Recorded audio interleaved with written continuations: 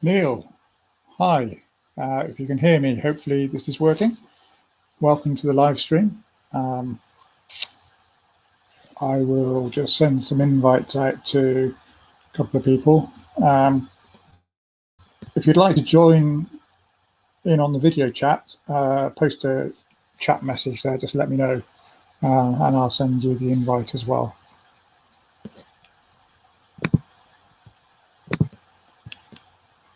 Just bear with me a moment.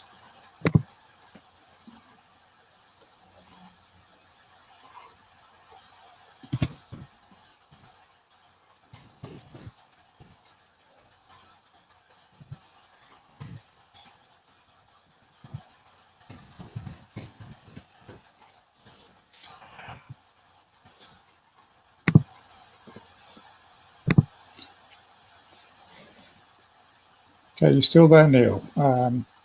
Certainly can. Sorry, do you mean you can join in with the video? So I'll send you the link as well. Bear with me, you'll have an email shortly.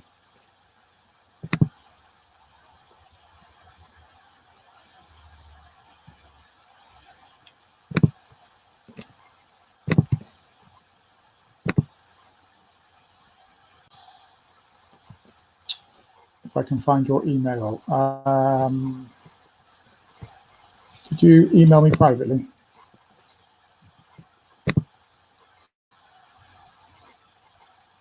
It's on YouTube, isn't it?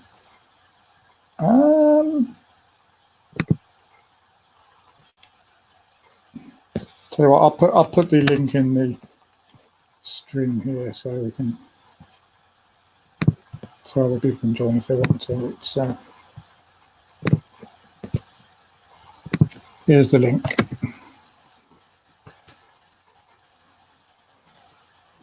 Hopefully we won't get anyone who's Richard and Roy have arrived. Sorry guys, not adding you in, I was preoccupied. Not a problem, not a problem. I'm half asleep, but and I'm half awake, so it's no problem. So between us, we'll make a full one. I'm not looking at the camera here because I've got the big screen on the side of me, which I'm looking at. So that's why I'm looking to one side rather than looking at you. Right. How are people? Fine.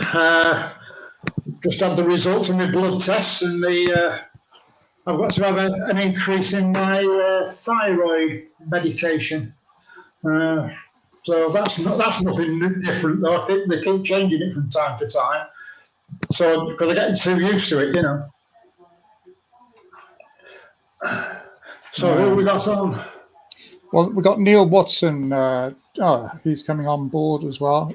He was asking some questions on the channel about on the live stream about signal masts. So can't see an icon there. Hopefully it's worked. There's Neil. Hi guys. Hello Neil. I can hear you. I can't see you at the moment. no. Yes, mine's gone through to my Nikon utility. Hello Neil. I can hear you. I can't see you at the moment. Yeah, and I can hear the echo of my own voice there. So, do you have headphones? I have got earplugs. Yeah, it'd be handy. I can hear the echo of my own voice there. So. Same here. I have got earplugs.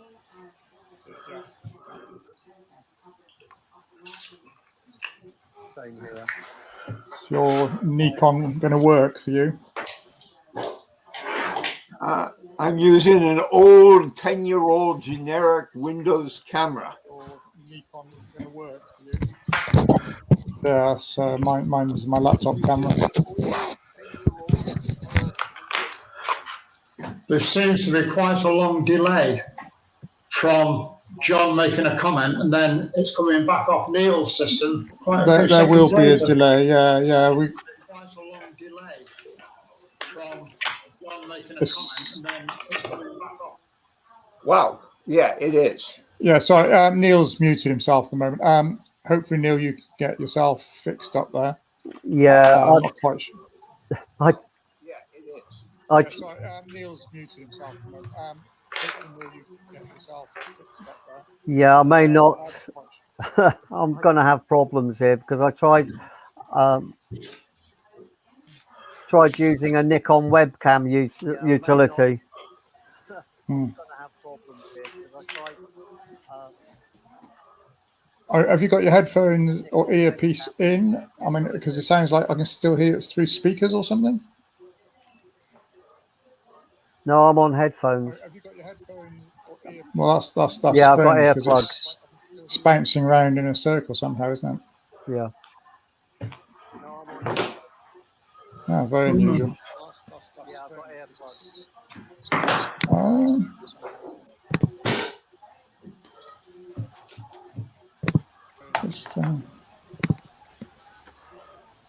I've just turned off echo cancellation, see if that does anything, but no.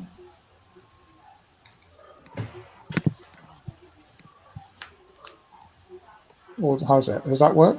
No. The delay's less now, isn't it? It's quite immediate.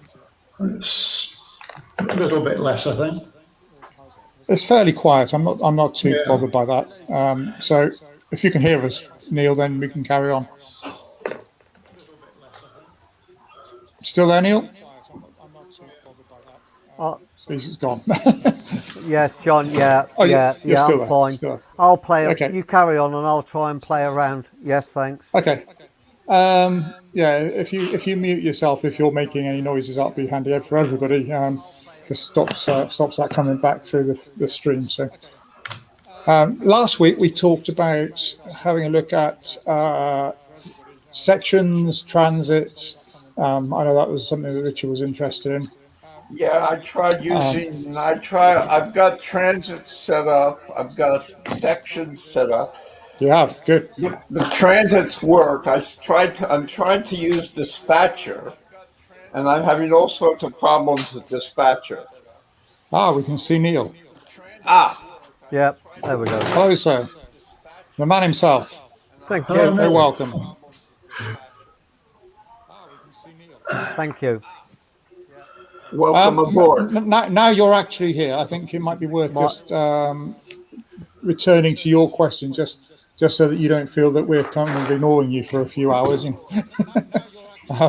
You're having problems with setting up signal masts, and I know that was one of the topics that we were going to look at as well. So maybe we'll delay the question of sections and transits till a little bit later, and just talk signal masts. And I know Roy was looking at trying to do some stuff with signal heads or masts even. I've not done anything at all with anything as far as signals are concerned. You haven't yet, okay. No, Richard has sent me some information across to what he's done, which at the moment currently I haven't done anything with at the moment. I've got signal masts set up and they're I'm going to working. try logging in again because I'm just getting this round and round audio. Yeah, the audio. Yeah, okay, try it. I'll try logging in again. Okay. One of the things that I would have liked to look at first would have been the SSL. But if you feel that SML is the way to go from the beginning, so to speak, then I'm quite happy to do that. Because obviously yourself and Richard and you're going to be ahead as far as SML is concerned. So I'm quite happy to go with SML if you're going to start like at the beginning of it, shall we say? SML is a more up-to-date, advanced product than SSL. But it's a bit more complicated. It's a bit more complicated, but it also has automated kind of setup if it works. If it doesn't work, it's easy enough to manually set it up. It's not difficult. So there's nothing to worry about it. So I would. Well, I found a couple of things. One of the things that people keep forgetting is when you're setting up signals, one of the things that you have to remember is that how can I put it? you have to go to reality. You have to forget the simulated interface, and you have to set them up such I've in sorted such it a out manner now. that the real That's interface better. works. I had two lots of screens going at the same time. Oh, that can do it. Yeah. Thank you. So Yes. Sorry, Richard. You were saying. sorry, Okay. Richard. The problem with using simulation is that at some point we're not dealing with a simulated world. We have to make the transition to the real world. In other words, when we set things up, the real switches have to work. The real sensors have to work. That's essentially trivial, both of those. And the signals have to work. That's not so trivial. Yeah. And Do you mean, Can I Richard, just? that you have to have physical signals available on outputs from the from JMRI? So actual physical signals. right. Right. And most of the problems arise from the fact that most of the people on JMRI are dealing with the simulated universe. They're not dealing with the connection to the real universe and its interface, and that's where all the problems come in, especially with signals, because there are a few reasons. Normally, signals use the same address space as switches. In other words, if I have switches at addresses, say 1 through 10 on my real addresses, 1 through 10, signals very often use the same black boxes as switches, and therefore you have to go outside the 1 to 10 address space and put them on something else. I want to interrupt, Richard, because kind of what you're talking about is is correct, but I think kind of you're getting into some of the detail that I'd rather come to in a little bit if I can. Well, I wasn't going into the hardware details anymore. No. I'm just saying you're talking about address spaces and stuff. It is true, but I mean it's also possible that if you have usernames, I think this is a commonly missed idea, and I didn't understand this for some time. If you do have usernames against your, whatever your objects are in your tables, or masts or whatever, then you can always use that username to effectively move the definition to a different address space. I mean, we can talk about that, but basically you can set up something Not somewhere really. else. Not You really. Not really. That's part of the problem. Well, I'm not. Okay. I don't know why it's a problem at the moment, but anyway, maybe I'm missing something, or there is some issue that I'm not aware of. But Okay. as far as I'm aware, you can move Let me things. go back to that. One, there are various ways to set up masked logic. You have choices that you have to make. One of the choices is what type of mask? That's a trivial choice. The other is what are your heads? That is a non-trivial choice. I tried to set up the mask logic using an output matrix, which is one of the parameters in the masthead to set up the signals. I could not get it to work. Period. It was too complicated and badly documented. It also implies, because it works counter to the intelligence built into the black boxes. You have to. So the easiest way to set up mass logic is first to get your signal heads operating. And to set it in such a manner that each lead on a signal head has its own address. In other words, if I'm using a green, yellow, red signal head with 3 LEDs, each LED will have its own address. And I can activate each LED independently. Now that's crucial because I'm getting rid of any intelligence in the black box which controls the signal head. I'm just saying one address per LED and that's it. I'm not using any of the intelligence aspects of the black box to do it with. Once you have your heads working directly connected to the black box, what you then have is a parameter in the signal mask logic where the signal heads are controlled by the signal head logic itself. And that's the easiest way to get things working. That's the parameter I chose. Right. I think we need to rewind the conversation, because one of the things that people kind of coming to DCC signaling for the first time may not kind of get is that there are lots of ways of doing this, but also there is a basic understanding of DCC that what you're doing is sending a DCC command either through the track to some device which is going to interpret that command and then do something, or through some kind of network. I can bring up a slide here on my shared screen, which explains the heart of the connections very simply. Let's see. Can I just ask Neil what exactly is your problem and whether that relates to this? I want to just hear Neil on this for a moment. I mean, hey, for a start, I've only just kind of started. I started collecting N-gauge Steam era several years ago, and then refound it just before Christmas when we went on lockdown, and I was just climbing up the walls trying to do things. And then I found a guy, Little Wicket.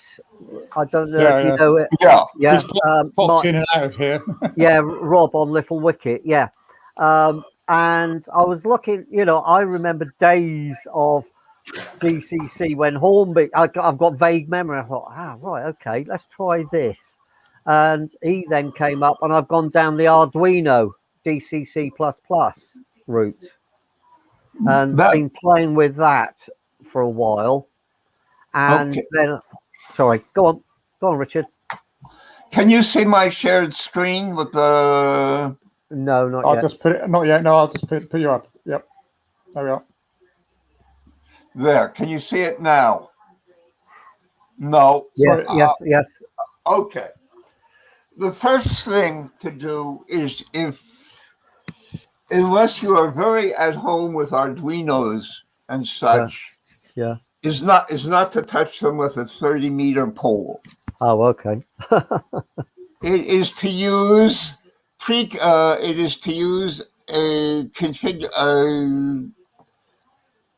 other types of configurations which are much simpler to install on the market, where you don't have to worry about programming.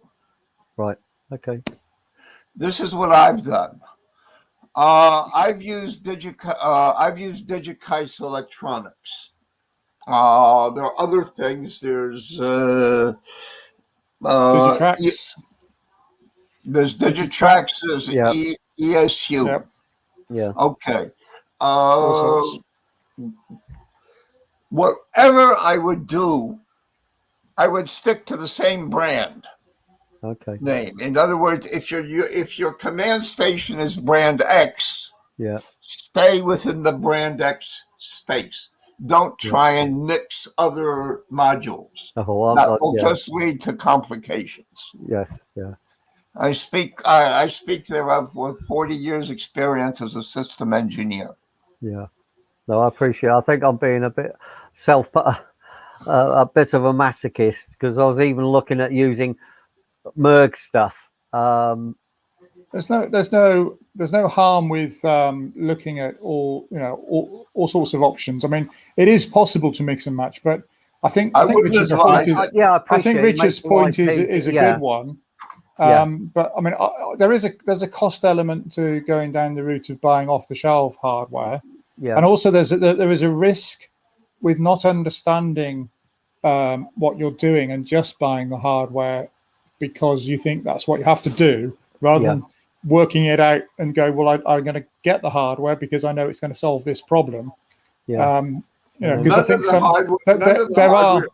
none of the hardware documentation is good. Well, that's something I was about to say, but also some of the hardware is designed to provide capability completely apart from any software. So it will do its own internal logic and things, and you can set it up to do things. Obviously, if you're using hardware which has a capability like that built in, get rid of it. It's going to be a lot more limited than a full computerized solution. So what you end up with potentially is two brains: the brain in the hardware and the brain in your computer. And then you have to decide, well, which brain's going to do what, and that's when it can get complicated. Well, it's very simple. Get rid of it. It's very simple. Use the brain. Use the brain in the computer. Get rid of the hardware brain and get that working. And I think that's an interesting comment, Richard, because I think where we're at, once that's working, then you can play around. Yeah. I hear what you're saying. I hear your passion for this, and I understand why you're passionate about it, and I do. But I think there's a at the moment where the market is, there's an awful lot of hardware suppliers pushing hardware solutions because the market isn't really geared up and ready for receiving anything more than that at the moment. It's not. There aren't places you can go readily to understand what a software kind of implementation looks like. Even most of the manufacturers who provide the controllers do very little talking about the software side of things. When they do, it's that's what I'm saying. When they do it, it seems to be a very proprietary kind of approach for their own ends, and it doesn't seem to be very generic. I disagree. You disagree? Okay. One of the I can't speak. Okay, I know two hardwares. I know the hardware I'm using, DigiCase, and I know ESU. ESU. I know LocoNet and which is Digitrax. So I'll put my penneth on the table there. Okay. ESU is a closed system. It's used by some people in our club. I've had to deal with it, and I've had to explain to some extent how it works and why. And it's a closed system. One of the problems, for example, if you have ESU command controllers, it's very difficult to use a database that is not built into the command controller. Such a command controller cannot modify the database of locomotives. You have to. So I don't understand what you mean. What do you mean the database of? I mean, I know there are some controllers. Normally, you have a locomotive database with cars. If you use ESU, the locomotive database has to be used in the ESU controller. It is, and you can once it's there, it's very difficult to back up, and it's very difficult to make any modifications to what's in it. I can add to it, but I can't change the address of something in it, for example. One of the advantages now, JMRI, in terms of software, I'm beginning to know JMRI. I know to some extent iTrain, which is not free. And I also know to some extent Rockrai. All these have databases within the software. you're much better off using the database within the software than you are using any hardware databases which are proprietary. The other thing is DigiKeis, which I'm using, works quite well with JMRI. It works quite well with RockRI, and it works quite well with Autotrain.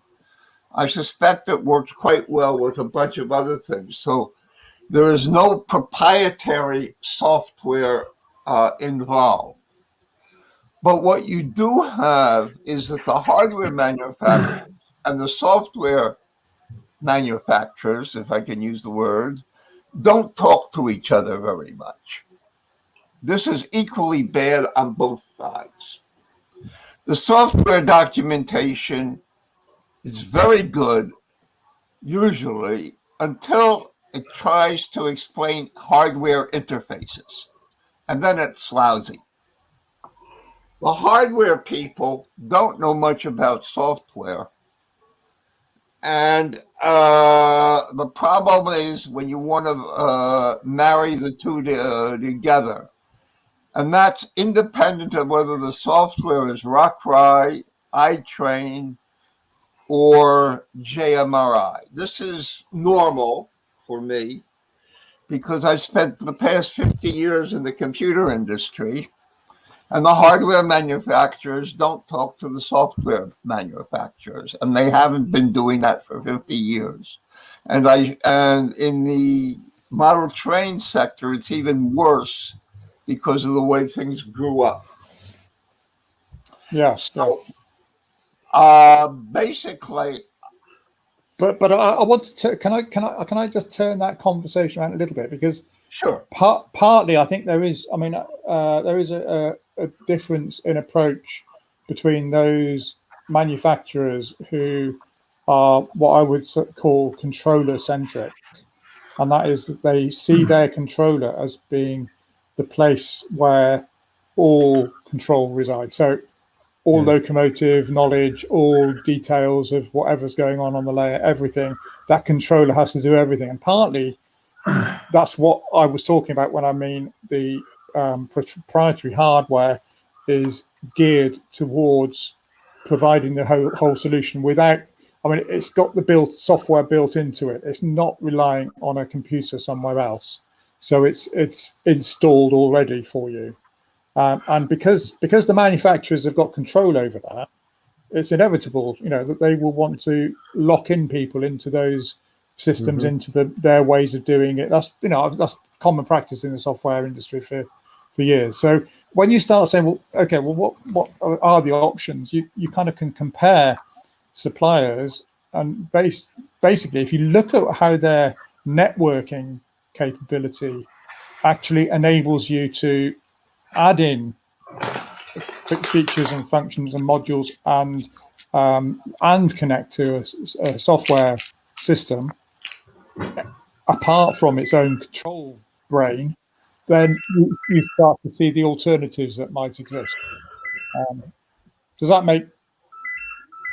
It's quite a different philosophy to allow that to take place rather than to think you can control it all and have it all under your own banner. And I think that's where the networking and I think organizations such as the NMRA, North American Model Railroad Association standards, I don't know. I mean, an interesting point. I don't know what NEM do in terms of anything digital standard wise. I mean, I know we have NEM pockets for connections, but is that all they do? I don't know. It would be nice to think there were standards.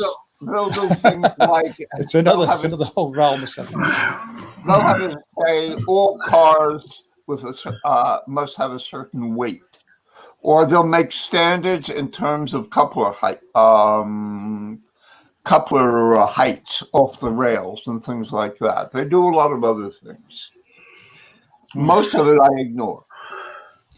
I mean, okay. Once you've settled on a particular approach, you've checked to ensure that the approach you're taking is actually going to provide you with what you want, then it's possible to move forward. I think there are points where if if you go down the wrong road, you haven't done your homework properly, and you end up with hardware which really doesn't want to talk to the software, and you end up wanting to use software, and the software actually then won't talk back. I mean, I've heard this in the last week. There's some of the protocols which connect to JMRI don't communicate some of the features that you might want. So it's really important. I mean, it'd be great if I was wondering this yesterday, actually, that maybe each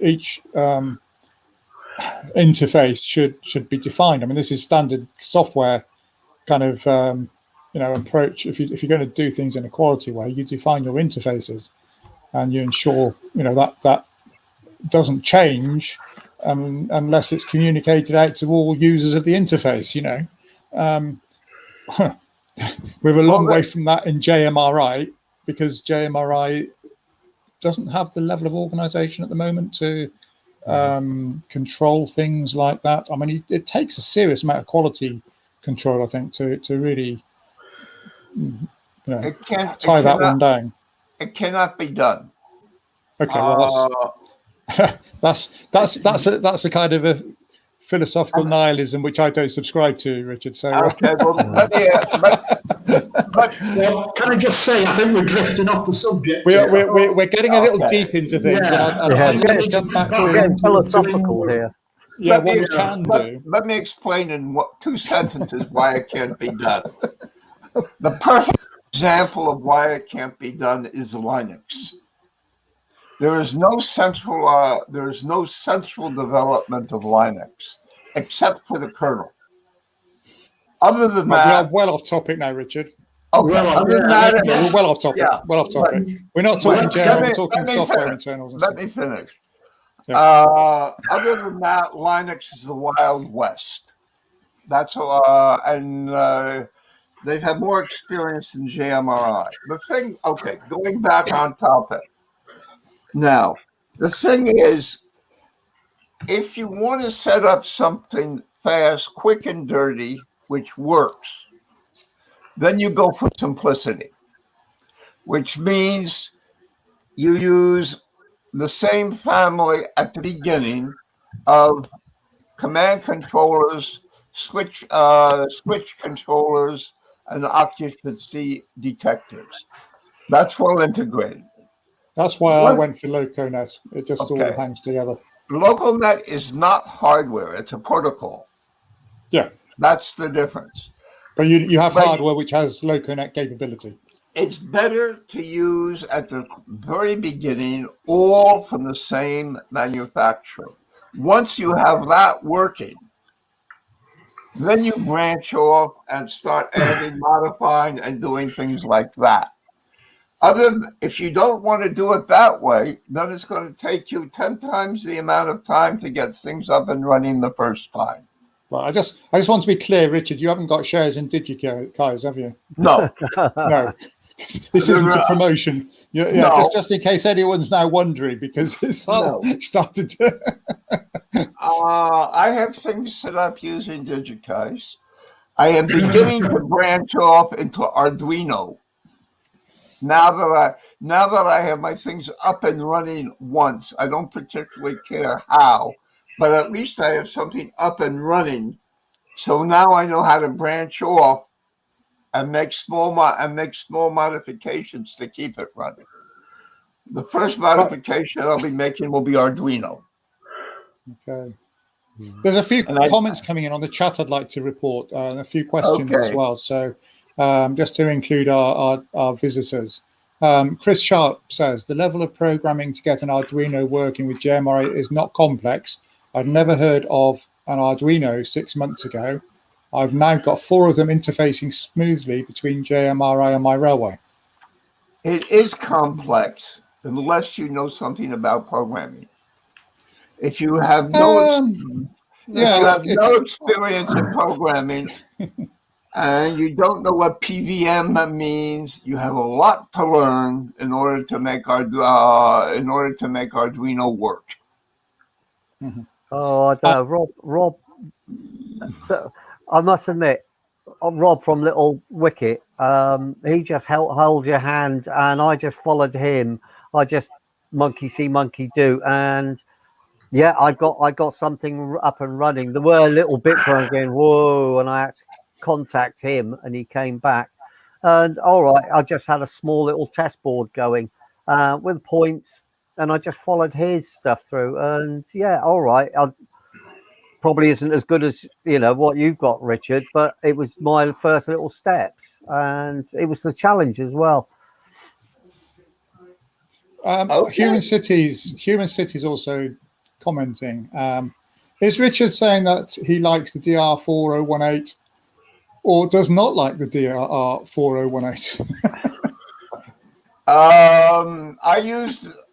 I've been using what happened 3 years ago when I decided to do some trains. I went into a model shop here in Paris, thinking I was going to buy an ESU controller, which costs about 600 euros. The guy in the store suggested I look at the DigiKeis, which is a lot cheaper. And not knowing anything about it, but comparing 600 euros to 150 euros, I decided to go for the 150 euros.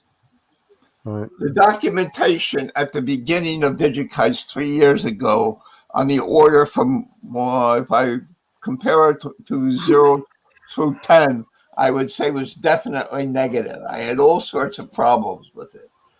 And this is being bilingual French-English and at the same time having 50 years of computer experience. The documentation stank. Now it's fairly good. I would say 5 or 6. Do I like DR4? Do I like the DR4018? It does what I want to have it do, which is control my switches and control my signals. Could something else have done it equally as well? Most probably. It's just that I got started off on that, and for the moment, I'm going to continue using it while building up my Arduino knowledge. The 4018 is too complicated for signals. Do you know, Richard, what the DK50018 is? Because Human Cities is saying he's using that with Digitax. I have one on order. I don't know what that is. What is that? Okay, that is an updated version of the DR4018. What it means by updated is you can change the firmware in it. Just in case people want to see that, here we are. Yeah, you can change the firmware in it. In the DR4018, you can't change the firmware. It's programmable. The DR4018 is, if you're trying to mix aspects, in other words, if I'm trying to put switches and signals on the same black box or have a couple of signal types, it is possible, but it's fairly complicated to do. I haven't been able to do it. On the new version, it's much easier to do, and you can program it using a smartphone. So I have one on order. You can put up to 4 signals. I have 2 signals on my second DR4018. You can put up to 4 signals on it. But in order to get these 2 signals to work correctly, I had to get rid of all the intelligence in the DR4018. In other words, I programmed the intelligence to have 1 address per pin. Yeah. I mean, the message coming up quite regularly there from Chris, which I quite agree. Can we get back to talking about JMRI? JMRI. Yeah, we're well off topic. We're into the hardware rather than the software. Well, this is connected to the JMRI. It is, Richard. I understand that. Sorry, mate. I'm going to say I've advertised the stream as talking about specific things, which we talked about at the start. So I want to try to get onto that because Otherwise, people will come here and think they're on the wrong place altogether. So, Okay. but can we just go back to talking about masts, signal logic, and in JMRI then?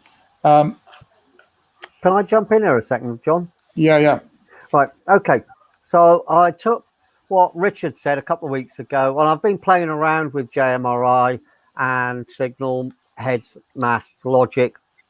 Wasn't getting anywhere, and then the other week that Richard was doing, and he said do a small simulation, just a couple, and I can get blocks. I'm working kind of British Rail, GWR kind of thing, and I can get now a loop with distance and home signaling perfectly.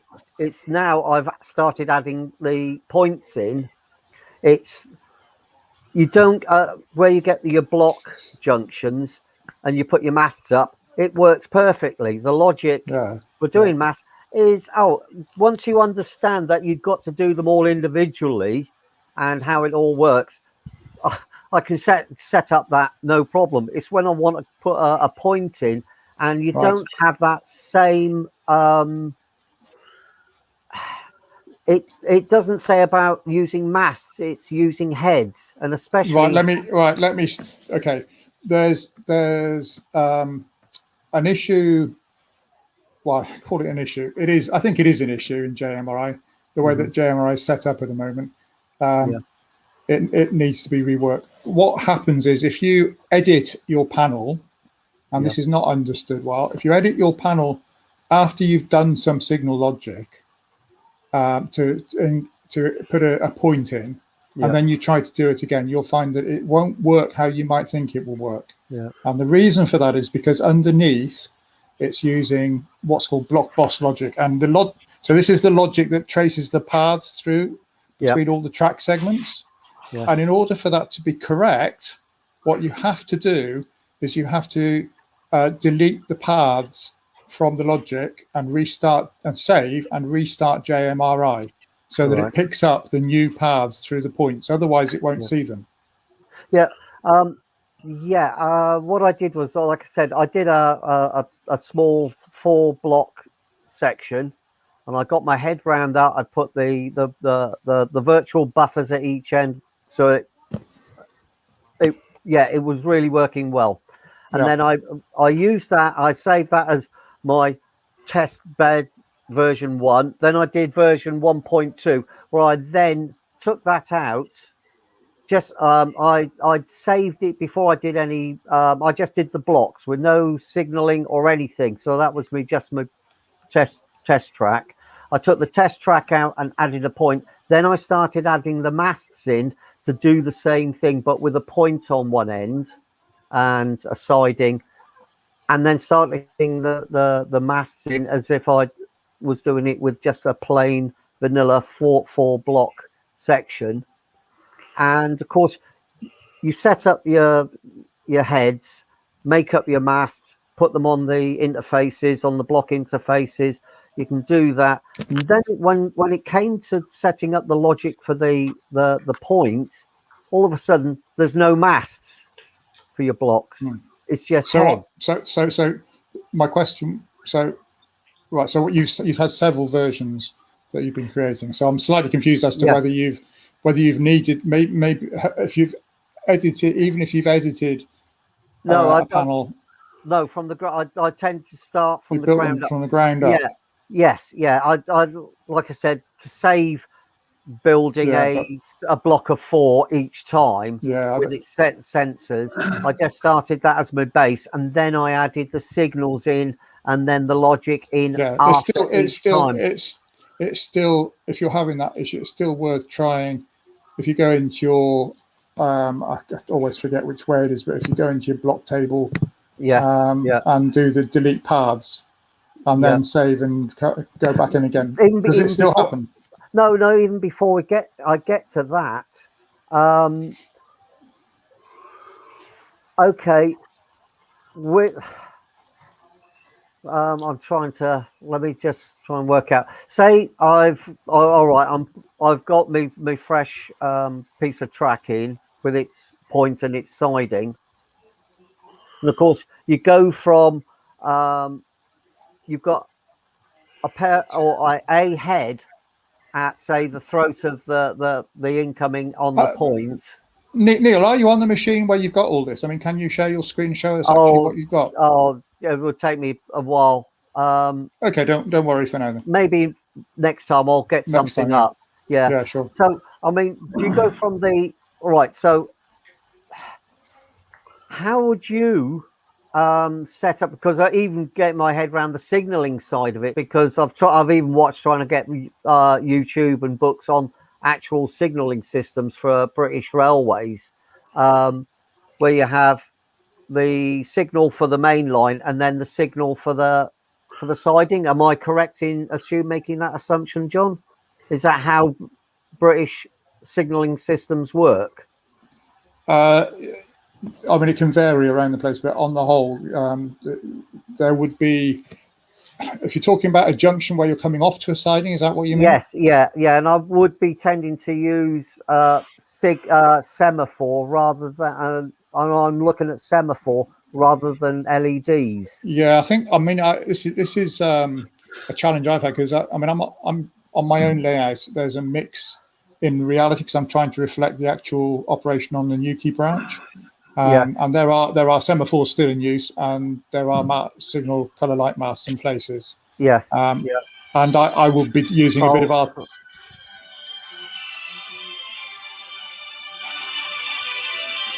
Sorry about that, guys. Okay. I'll be using a mix of things, but it can. If you're wanting to go with just the semaphores, I don't think, to be honest, I don't think the semaphore logic within JMRI is set up very well. No, no. I think there are problems with it. So it would be worth somebody at some point having a proper dig into that. I see there is a note somewhere. There is and it's quite recent. When I was looking at if you put in JMI semaphore, there's about a smallish paragraph, and right at the end it's saying this is being looked at, and also actually I think there's even talk of getting rid of the signal heads, so you can go straight. They're looking at updating to going just straight to masts. Yeah, I think the thing here is not to get hung up on what system in JMRI can display on the panel. Yeah, because that's what you're talking about when you're talking about choosing a system. Really, is what is it going to show you if you choose the mast on the panel? But also I appreciate that. It's also the built-in logic that there is then for those masts and what aspects will be displayed. Ultimately, what that is the turning on and off of different light bulbs. I mean, or throwing a solenoid which will actually activate an arm or something. Yeah. I mean, as long as you can get the correct input and output somehow, you could represent whatever you like on the panel. I mean, we're very limited at the moment in JMRI with what semaphores are available to display on the panel anyway. Yeah. I mean, it's no big deal whether you've got a green or a red or a green and a orange or yellow. It's I mean, I've got in places I've got a shunt signal being, I've got a signal arm which is a shunt arm which shouldn't be. It should be a junction, and it's not really working properly. That type of thing. I mean, it would be nice. It'd be nice if all that was comprehensively kind of developed to have all the different things that we would like. But I mean, this was what am I thinking about? With a bias towards the American kind of side of things, obviously because JMRI has come from that end. Most of it's geared towards and is more complete towards signaling, which is used in the American world. Light. It tends to be lights rather than.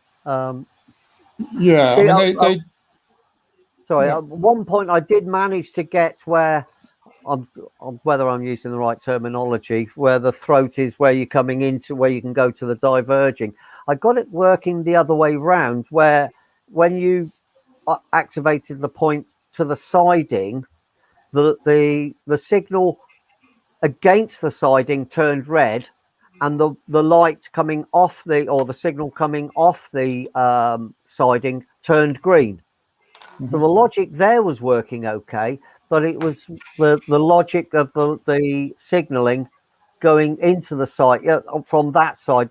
It just wasn't operating. It was doing all sorts of weird things. But the going against the because if you're using a single track, the logic was working perfectly. Well, I think there again, that's what logic are you using? I've had no problem. The logic I'm using works perfectly without any problems. Okay. The logic I'm using is in terms of a point, I have two signals on the. I'm using 3 LEDs per head. Right. I have 2 heads on the throat, indicating a train approaching the points. Yeah. And this works perfectly depending which way the points are thrown, and or if the block after the points is occupied, or the block after that is occupied, it will show a yellow. And it works also coming in the other directions where trains are approaching the point, either from the diverging or from the continuing track. Yeah. But what I am using is 3 heads. I am using three head LEDs. Yeah. And I am not using any. And I'm using basic signaling. I'm not using anything complicated. Right. Yeah. Yes. Okay. I'll go and experiment afterwards with that, Richard, because like I said, it was you who pointed me in the direction to get me off on the other stuff. When I the other week from the presentation there, just 2 small bits, and I'll go away and see if I can get that working. Because as long as it's giving an output, who cares what it looks like? As long as, like you said, once you're throwing it onto the hardware. Yeah, it worked. The way I set it up was first I got the heads. First I got the heads working. Yes. Which it was sort of a modified SSL.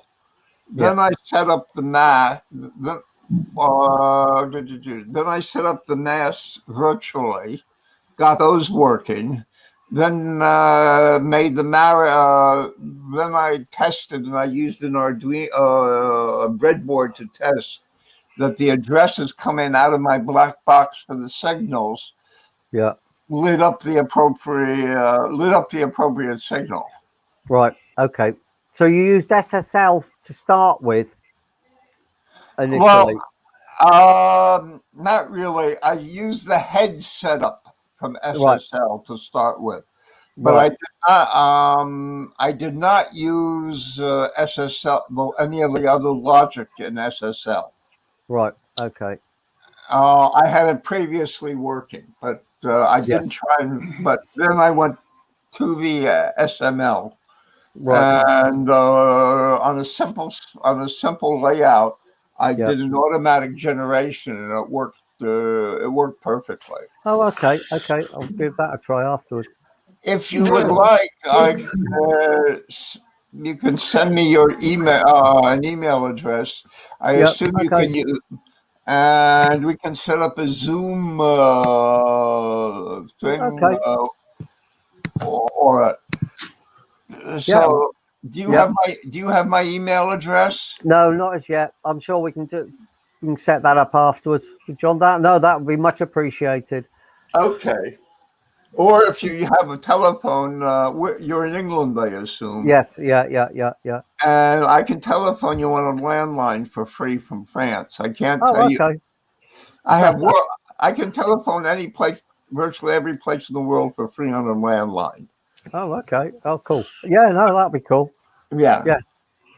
So,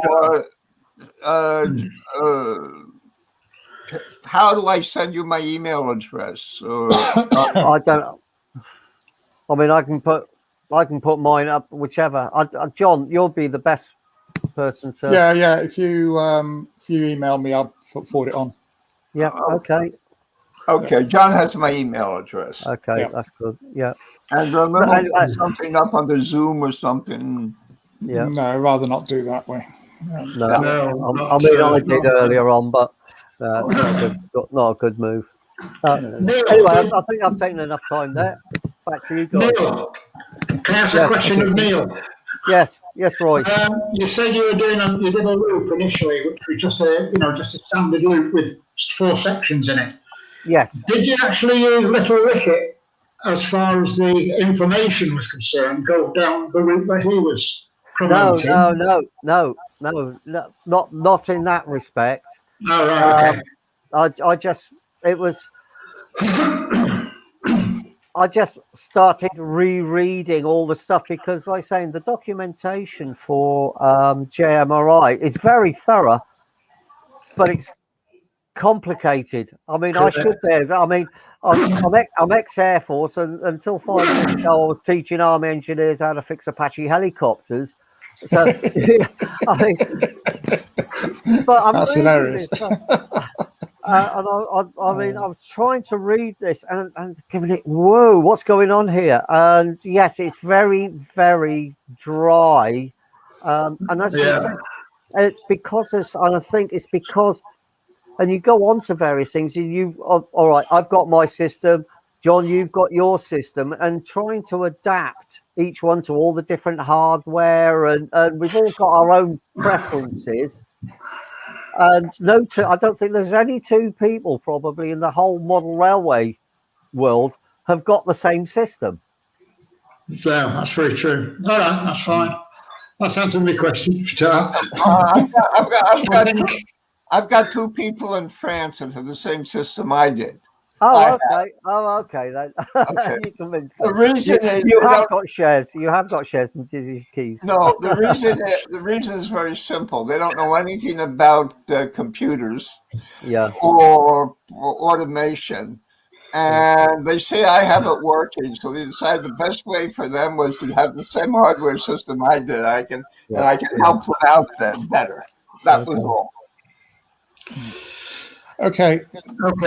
Have we come to a natural point of moving on to actually talk about transits? And because I think we probably, I think it'd be good to come back and look at Mast logic and stuff.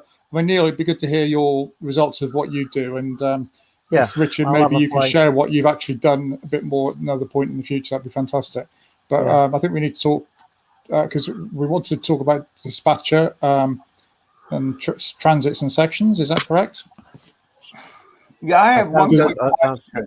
I had one quick question on dispatcher. If I have a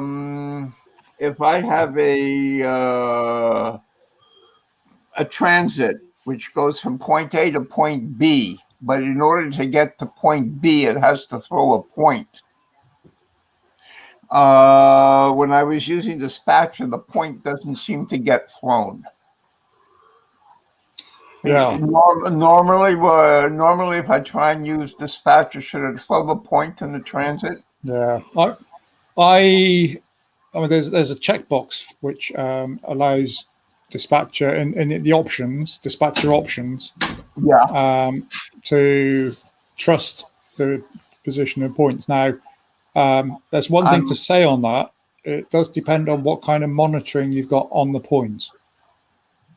So if you've got feedback, if you've not chosen the default kind of feedback for the point, which I think is called, which is monitoring. If you have the option monitoring turned on, right, then if you don't have anything set up in terms of sensors for that, then it will do it automatically. It will work. But if you have anything else on there where you actually have sensors which should be activating to show the point has thrown successfully. So if you've got feedback from your points at all, what I mean by feedback is you have a switch on the point, micro switches, which are coming back through, DCC signals back into the software, into JMRI to say whether a point is thrown.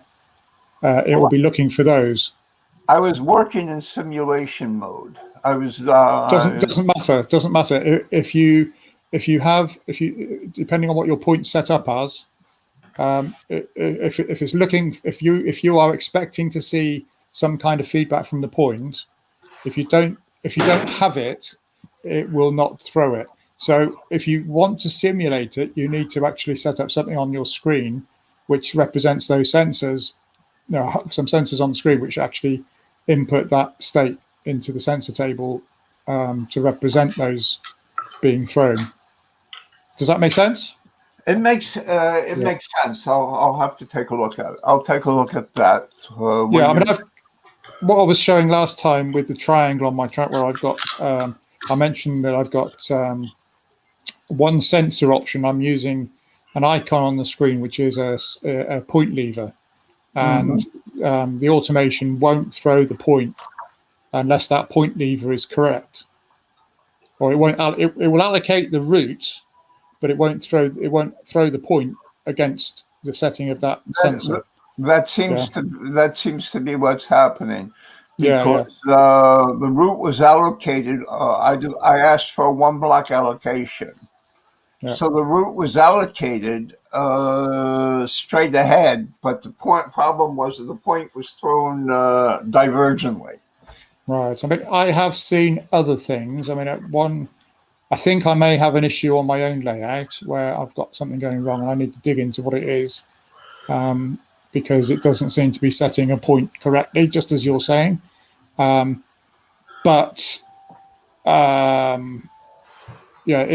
could be that at some point you've inverted the point and turn out it's backwards to what you think it should be. Well, I tried the point in both directions, so if it was inverted, it would have gone one way or the other. It's a good idea to look in the LocoNet if you use whatever monitor. Oh my word! It's not LocoNet, is it? Got hail. Hail. There's hail coming down. Not here. Yeah, brilliant sunshine here. Where in the UK are you, Neil? I'm at the moment little place, Watlington, smallest town in England. It's kind of southeast of Oxford, about 10 miles southeast of Oxford. Yeah, I used to commute to Oxford from Paris, so I know Oxford. I know. Oh, right, okay, cool. Yeah, I was commuting. It cost a fortune to commute. Well, I bet. Because I had to pay full fare going from King's Cross into Paddington on the underground. Right. Okay. So, John, what you're saying there, John, is JMRI has to have a positive feedback. It has. It doesn't have. You don't have to have feedback from your points. Oh, right. It's just with automation, it's thought, generally speaking, to be sensible because Sorry, from what you were just saying. Yeah. Oh, yeah. But from what you were saying about with this Richard having the problem with dispatcher, how I read what you're saying is JMRI insists on knowing. It doesn't take a second guess at where that point is, what position it is. It needs to positively know which position it is before it's going to say, yeah, I'm going to do this or that. Does that kind of make sense? That's the dispatcher. There's an option in dispatcher options, one of the checkboxes to say trust known state of points. Right. Okay. Oh, so, yeah. I tried it with that on and I tried it with that off. Yeah. I'm wondering if there is whether a bug has crept in. I mean, it's interesting what you're saying. I've kind of said what would be a generic response to that to solve the problem, and I have seen that help people out. But it is possible that there's something else wrong, and I'll kind of have a look at the specific thing that I've seen, and see if I can dig out why it's not, whether there is actually a bug. It's possible a bug's come in. Well, I hope not, because that's a very basic thing. That if I set a route, I want the point. Most of mine's working fine. It's only on an odd one, so if it's and that might be my fault. So if it's mostly working correctly, I would think it's something to do with the orientation of the point, or whether I've got that sensor set up correctly, or not the option wrong on the point. That sort of thing. But I'll have a little look. Well, I'll take a little look, looking at things for monitoring direct and things in the turnout definition. I mean, is it? I know we've been on for over an hour. I'm happy to carry on. I'm going to have to go anyway. So, but before we go, can I just ask one question? Which effectively we've been talking about, the things like routes, and Richard's done a demo of this, his thing, and obviously Neil's done something with a loop and so on. Do you know anywhere on the net, i.e., either in there don't seem to be anything as far as, shall I say, tutorials or examples of how to do these sort of things in, for example, YouTube, or somewhere where somebody takes you through it step by step. Well, this is what I was saying last week, Roy. I think, to be honest, I was thinking maybe we could do that sort of thing in these live streams, but I think the challenge of doing that is that you get such a diverse audience on here. People have questions they want answers to. Yeah, so it's difficult to focus on a very specific kind of tutorial. And I think the problem is that if you get the more people you get in, the more diverse you get of all the questions that people want, and it drifts away from everything. Yeah. So I think that's the problem. I've just been setting up my Patreon page for my channel, and one of the ideas there will be to do actual lessons. But I would do it on a basis of people actually, coughing up a bit towards payment for being a Patreon to have that sort of access, because I think it takes time, and it takes of course, it takes effort to actually plan and prepare things which are going to be very useful in that level, to that extent, and there are other people already doing it. You can go and get weekends away to learn JMRI and stuff like that, but and I think it's well, if they had a weekend in Dublin, with some good Guinness, I'll take you up on that. Well, if I lived in Dublin and could set that up, I might do it. But I know somebody over there. All right, I'm going to have to go, so I'll speak to you again in the not too distant future. So, thanks. When are you going over to your other place, Richard?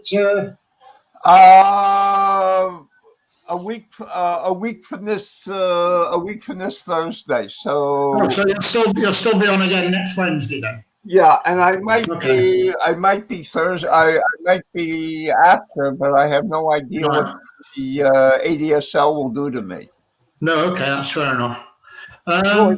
Neil, before you go, you were asking about you said about Rob doing the 4-block loop and everything. Have you got that?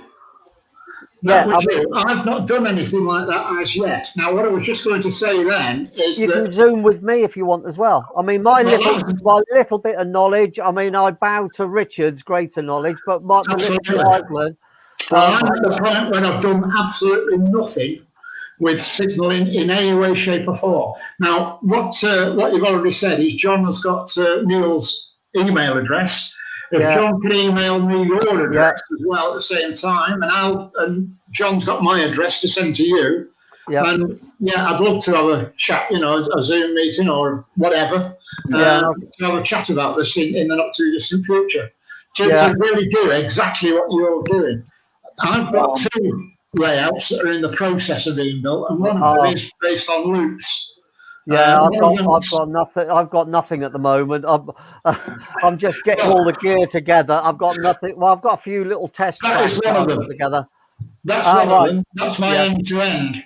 And that's in double O. But I've also got quite a decent layout in 5 by 3, 5 foot by 3 foot in N gauge. Yeah, I'm N gauge. Yeah. Well, that's just being built at the moment by one of the friends from the club. So if John doesn't mind sending me those emails and so forth, then I'll have a chat with you accordingly. Yeah, I'll touch base. Yeah. All right then.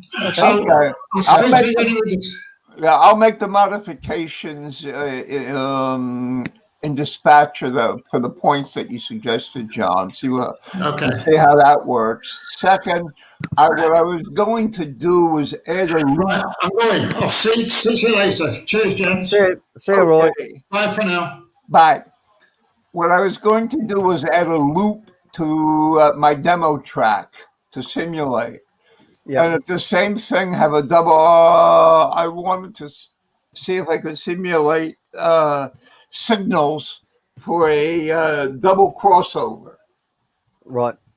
between. So I have an inner loop, an outer loop, and a double crossover, and see if I can get the signals working there. Yeah. That sounds Yeah, interesting. I had a very stupid question on Python. Okay. Okay. Who's that directed to? Well, it's on subject for JMRI because it'll work. The same question applies to JPython. Okay, it's not quite off topic. Yeah, good. If you execute a small Python script, what you have is each line that's being executed appears on the output screen. Like if I have a script which says A equals A plus B and followed by print A, and if I execute it, the A equals A plus B will appear on the output screen. Is there a way to hide that from appearing? There's always ways to do things. Because There's the answer. yeah, in Mathematica, It- you put a semicolon. And if you put a semicolon after the line in Mathematica, it won't appear on the screen. So I was just wondering. I was a little distracted, so I didn't quite actually catch the question properly. I'll be honest. Okay. Yeah, If I execute a script of several lines in JPython, each line will appear on the output screen as it's executed. I don't want that. What I just want to appear on the output screen is when I say print. So the question is, how do I hide the lines as they're appearing? No idea. Okay. Now I'm not a part. Yeah. I clicked something then and completely lost the whole screen. I thought you got bored. I thought you got bored there, John. Okay. No, sorry, Richard. You're going to have to repeat that question again. Okay. I apologize. I don't know what happened. Okay. Say I have a 5-line JPython script. The last line says print A. If I execute the Python script, all the lines will appear on the output, including the line which says print A. Then I'll have the A result. What I want to do is hide all those lines during execution, so they won't appear. You're looking on the console output though, aren't you? I Yes. mean, but why? You're using the console in a developer way, but what you're suggesting is that what you want to do is have it look like an application, which would actually be a little bit more involved in kind of coding up for some kind of interface. But you're talking about using the console. People don't. You wouldn't normally use the console for somebody doing, using a finished product. I mean, I know in debugging. Yeah, if you're debugging, then why do you want to hide it? I mean, surely Because during debugging, you want to see it. I have parts of it working, and I don't need to have those go appear on the console. And it's the parts that I don't have working which appear on the console. If I'm using, say, a program like Mathematica, I put a semicolon after each line, and it won't appear on the console. Well, I mean, I'm not. It depends on which console you're using. And how that's working with Jython. We're using a particular IDE or what? Well, the console I was using. Let's see. If I start JMRI, no, that's not. You're in JMRI itself and using the script output. Right, and there's a script. Okay, sorry, I was way off that. All right, okay. Okay, there's script input and there's script output. Yeah, no, I mean that's a starting place for things. Right, agreed. But if you what you really want to do is code up some output for text boxes or something, so they actually appear as pop-ups running when you run the script. You're not having to look at the console at all. That's the idea Okay. really. How do I do that? Because I'm just at the stage where I'm printing out "Hello World." Yeah, I'm now starting to teach you Python, which isn't really part of. Yes, yeah. No, We're going off. It's in Off It's a topic. JMRI thing. I know. But I seriously, mate, if you're at the point of "Hello World" and you're asking me the question, "What do you do next?" then I would say RTFM in the most polite way possible. Do what? I'm sorry. RTFM. Yeah. Oh, well, there is. I was doing RTF. I think we could set this up to have multiple sessions on scripting, writing scripting, and doing that. But I just I wouldn't like to kind of. I'm not an expert on scripting, and I'm not an expert on. I thought you might know like that, so and I would suggest what you're trying to do just needs a bit more reading around how you do prints and stuff. But you're kind of trying to do something with the console, which I don't think is really designed to do. But anyway, well, I can throw a switch, which is what my next step. Yeah. Can I jump in here and Sure. go back on? You were saying about with dispatcher. Yeah. Yes, right, which we haven't really talked much about. yeah.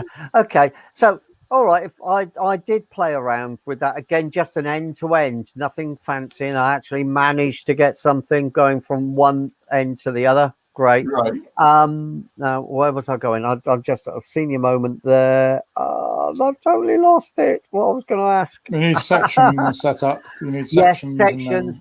Yeah. And I had no problems with it going backwards and forwards. Is there all right? So you have to click on.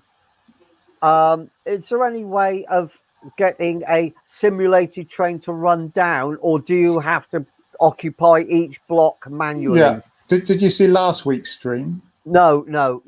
I suggest you watch that back, because what I demonstrated on there was my panel with an Autotrain doing exactly that. Okay. But what that's run from is one of the scripts in talking about scripting. One of the ready-made scripts. Yes. One of the ready-made scripts. Yes. In the Python folder. So it's called Auto. What's it called? I'll go and have a look. I can't remember now. Right. Okay. Just check what it's called, because it's completely slipping my mind. You don't have to use a script. What you can do also is simulate putting a locomotive on the track by saying the sensor to that block is occupied. That's what I said. Yeah. That's what I'm saying.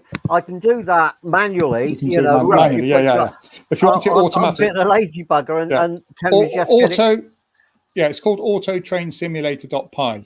Right. Okay. And there's a script there to do it. And what it does is it requires the first block of the transit to have the train already set in. Yeah, like dispatch and then and then as soon as the throttle for that train is increased and the route is allocated, it follows the allocation based on the time delays in the script.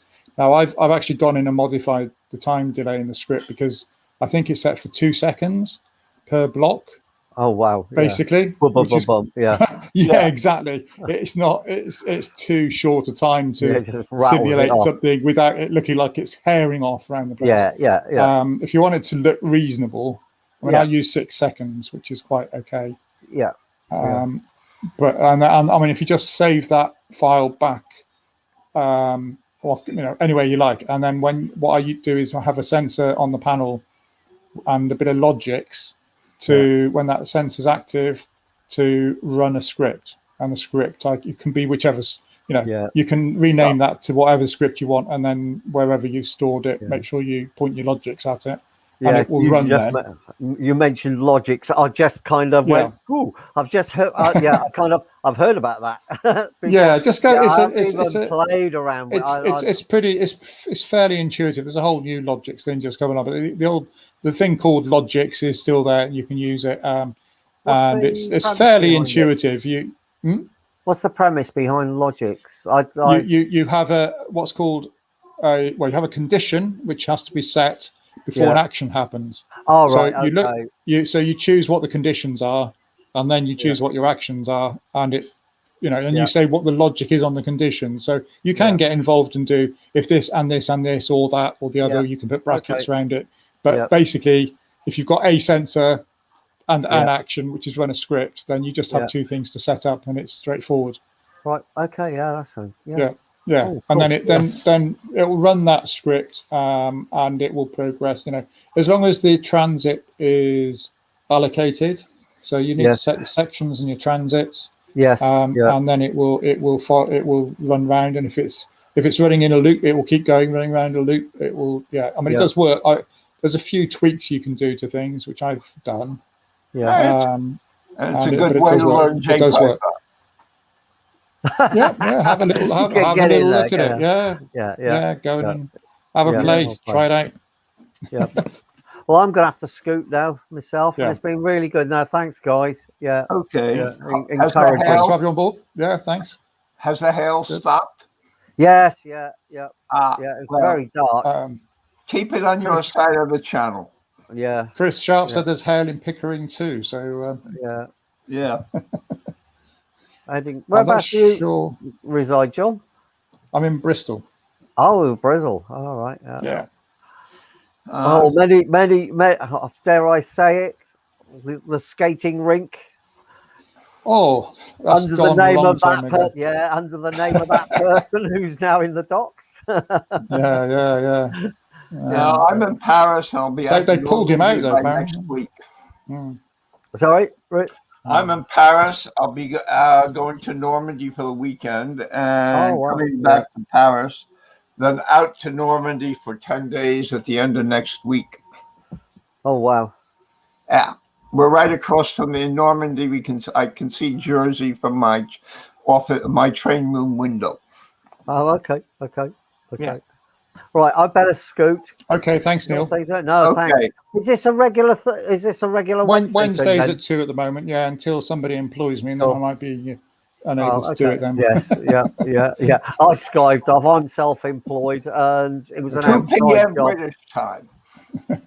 2 p.m. Yeah. Well, it's 3 o'clock for you, is it, Richard? Yeah. Yeah. Anyway, cheers, guys. Cheers, Neil. Excellent. Okay. Bye now. Bye for now. Catch you next week, maybe. Bye-bye. Yeah. All right, Richard. Sorry that I was kind of getting a little bit. No problem. I think we've got we've got potentially an audio.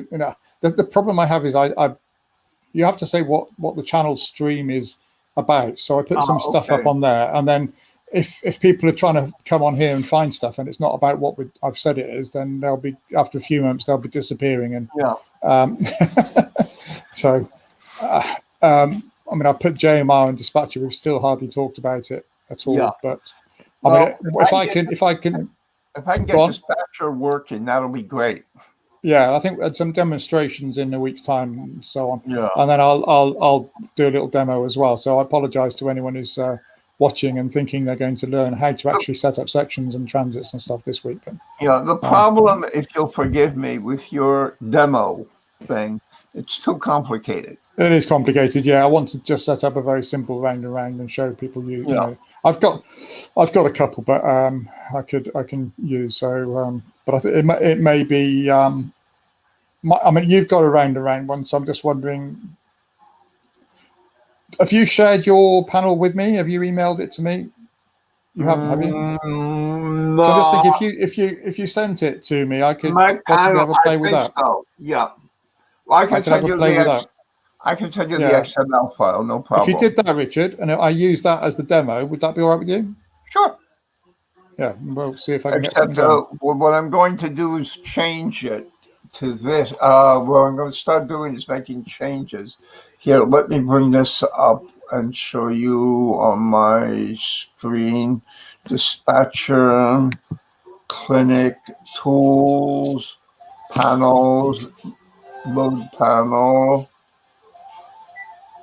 panel tracks there.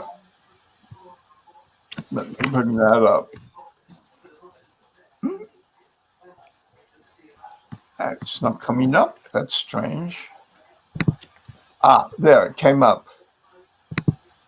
Can you see the panel on my screen? Yeah, I can. Okay. What I want to do is a couple of things. There is a double crossover here. Oh, hang on. No, I've got JMRI main page now. Sorry, Richard. Could you go back to the other one again? You flipped, I think. That's the one. Yep. Okay. Can you see it now? Yeah. Yeah. Okay. What I have here, let me bring it up onto do that and do a zoom so you can see it zoom to fit. Okay. What I've got here is a double crossover. Yeah. What I want to do is see how that works with signals and dispatcher. Then what I've done here is upper two and lower two get thrown at the same time. If I throw one, the other will be thrown. Mm-hmm. I've got them tied together. I've got those two tied together now. You can't see very well. 1 second. Let me get out of edit mode. There. Here, these two get thrown at the same time. They're tied together. Yep. So I've got to see what the signals work there and dispatcher. Then I've got a double slip over here. So what I was going to do is start working on that a bit. Have you got any blocks defined on there? No, not at the moment. No, Nothing. All I have defined are the switches and the tracks. If I go into edit mode, you can see between here and here, there are 2 blocks that will be defined. Over here and here. And here there'll be a couple more blocks defined here. So I can set up the sections correctly. Yeah, when you're doing your section building, it says what blocks to include. So right. The blocks have, you need to know which blocks are what, and then well, that was the next step. I got this working last night, and I have to put this. I also have to define blocks for the turnouts. Each turnout has to be in the same block in order to be able to use SML logic, because it's going to put the masts at the blocks. Yeah, it's not strictly necessary, but it depends on because if you right click on one of your turnouts where you've got a single track coming in, so you've got a throat. If you right click on one of them now, I can right click on the actual turnout itself. Right, I'll right click on the in edit mode. In edit mode. Oh, in edit mode. Okay, options, edit mode. I'll right click on this turnout. Yeah. Now what you get? You get set signal heads, don't you? Right, and that's okay. When I do that, that's this is because you've chosen. I haven't chosen anything yet. No. Do you have any signal heads and signal masts set up in your heads or mast table? Not at all. Nothing. So it's going to default to heads then. Okay. Yeah. So that would the next step will be. There are no sensors on here either. So the next step is to insert blocks and sensors. Yeah. Because when you do this and it's set up for masts, it will only give you 2 mast options. So it gives, and the mast options are for the 2 lines coming from the right into that point Right. to go off to the left, and not the one from the left, because it's assuming there's a block boundary down to the left, which will have a signal coming into the point from the throat. Yeah. So it almost tells you effectively that what it's expecting is the throat line to be the same block as the point. Right. Well, it has throat continuing, throat diverging, continuing, and diverging. Yeah, on your head's set up. Yeah. But So I'm just talking about if you had signal masts. no. But anyway, what? That's what I'll be doing. I mean, if you email it to me, let me have a little play with it. I could use it as a demo next week. I could set up a few different options. Not that it will be the solution for you, because I'll be doing it just for demonstration purposes. But I'll be able to show a few different things going on it. What I have is this one. Let me connect to my other computer. RIC, RTT, there. Then closing them, yes. Richard, is this? That'll do it. Well, I have this. This works as a demo.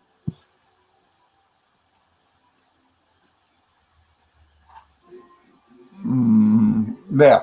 That I have working. Can you've not asked the one? Okay. Yeah. That's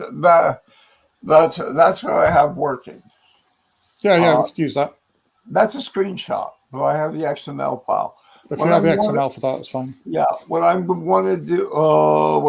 want to do is close the loop, and this is what I was working on for the dispatcher. Yeah. Okay. Okay. Yeah, send me that, and I'll have a little play. All right. Right, and I'll see if I can help Neil. If you send me his email, I can set up something between the two of us. Okay. Okay. We'll. I think it might be worth us having a chat before next week, right? To go over what I'm doing, sure. Because I'd like you to kind of talk about what you're trying to achieve, rather than me dictate to you what you're trying to achieve. But I'll have a play, and then I'll get back to you in the week. What I'm trying to do is essentially get my dispatcher working. Yeah. Once I have that working, see if I make it work with a real locomotive on my real tracks over here.